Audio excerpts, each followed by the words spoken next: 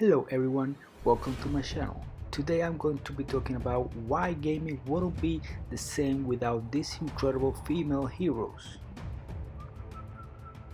From one-note hero-ness to fully fleshed out, complex lead, female representation in video games has come a long way over the years. That's not to say we are at the point where women are adequately depicted, seen, and heard across the industry. Far from it. Even so, it's important to acknowledge where we have been and how far we've come so far that we can consider where we're going, where we need to go next. So on this International Women's Day, why not join me for a brief stroll down memory lane? From Lara Croft and Samus Aran to Ellie and Senua. Gaming has seen some incredible women embark on some fantastic adventures. We are on the right track for sure, we just need more. Lara Croft, Tomb Raider. In a time when the gaming industry assumed that having a woman as the lead character in a video game would be bad business, Lara Croft came along to prove them all wrong, so wrong. The original Tomb Raider, released from PlayStation back in 1996, quickly established Croft as a worldwide phenomenon, and one of gaming's most successful franchises was born.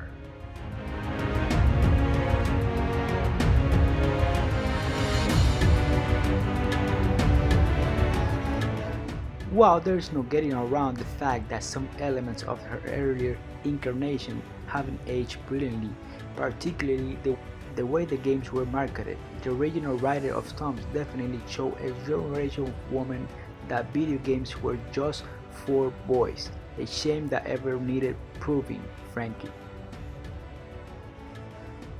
Whether you prefer the original version or the rebooted Croft, an undeniably more interesting character from a story perspective, her impact on the world of video games is incalculable.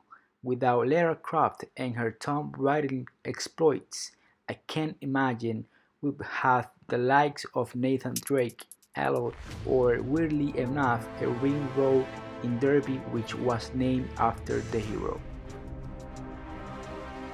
Samus Aran, Metroid. Strong, silent, and oh so deadly. Samus Aran is perhaps one of the coolest heroes in gaming. A relentless, resourceful killing machine. Samus is so badass that most of the planets she visits of her adventures tend to blow up once she's finished with them. To be fair to her, most of those planets are inhabited solely by unspeakable ancient evil and biological weapons of immense powers, so it's all good.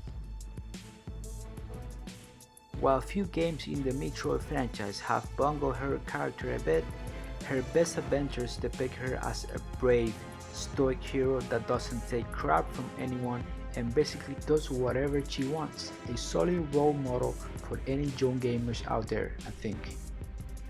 Jill Valentine, Resident Evil. Horror as a genre hasn't always done particularly well by women, but nobody ever bothered to tell that to Jill Valentine. Smart, capable, and an expert at taking down undead threats and mutant nasties. Jill was one of the stars of the original Resident Evil and a far from more interesting character than Chris, just another generic action hero, Redfield. Resident Evil 3 Nemesis put Jill front and center, further establishing her credential as a hero not to be thrilled with. After all, surviving in the ruins of a zombie-infested city while dealing with a biological weapon specifically engineered to kill you can be easy. Valentine the Grand Prix, Assassin's Creed 3 Liberation.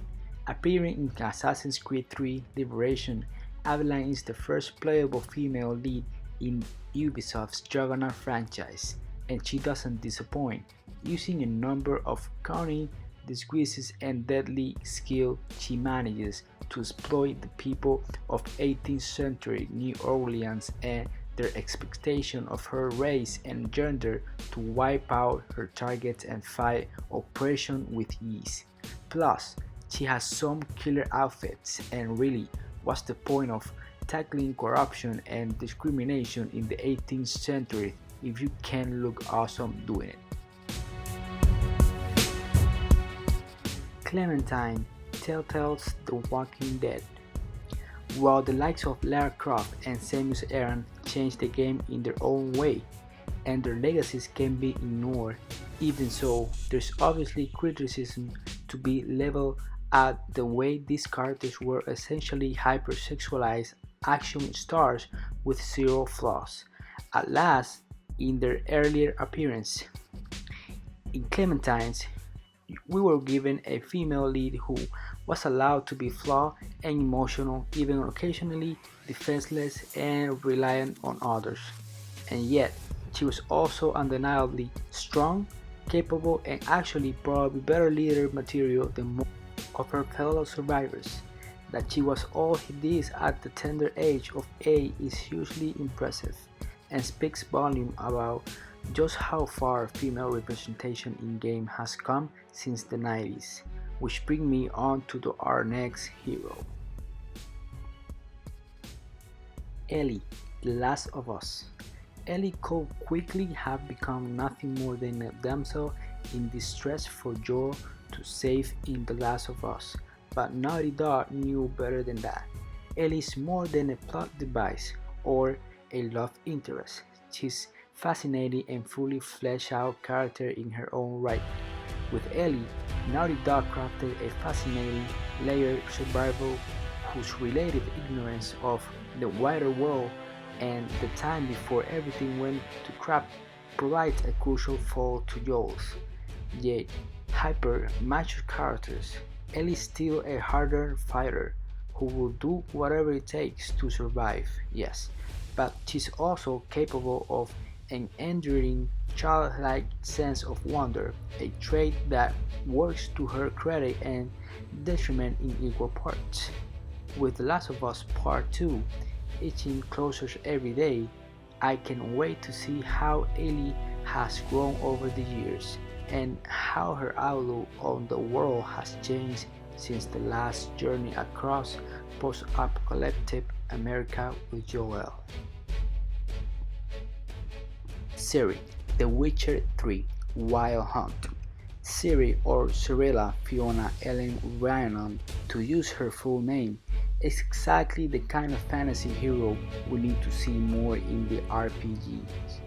She doesn't wear skimpy armor that offers no realistic protection. She's not just another romance option for a character to bet, and she's not just another princess that needs saving. Okay, so she's a princess technically, and she does need saving at one point, but it's a little more complicated than that, as it should be. While The Witcher 3 Wild Hunt prominently features Geralt desperately searching the world in search of Ciri, CD Projekt Red wisely let us play as her in a few segments to show us that actually she's more than capable of taking care of herself. She gets into scrapes and she makes mistakes, but she's also noble, brave, and kind. She's frankly everything Geralt is and so much more. If CD Projekt Red ever does make The Witcher 4, it's clear that Ciri should be the star of the show.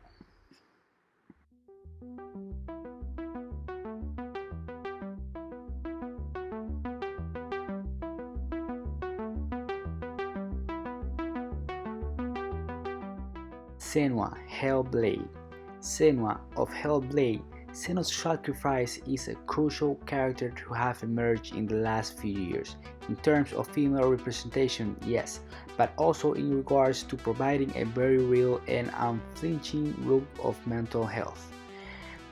What starts off as the story of a Celtic warrior on a quest to retrieve her love from the underworld quickly reveals itself to be much deeper. Senua is actually constantly battling her own mind. As we delve deeper into the underworld, She is haunted by hallucinations and delusions but continues to fight, perseveres even as she begins to doubt the world around her.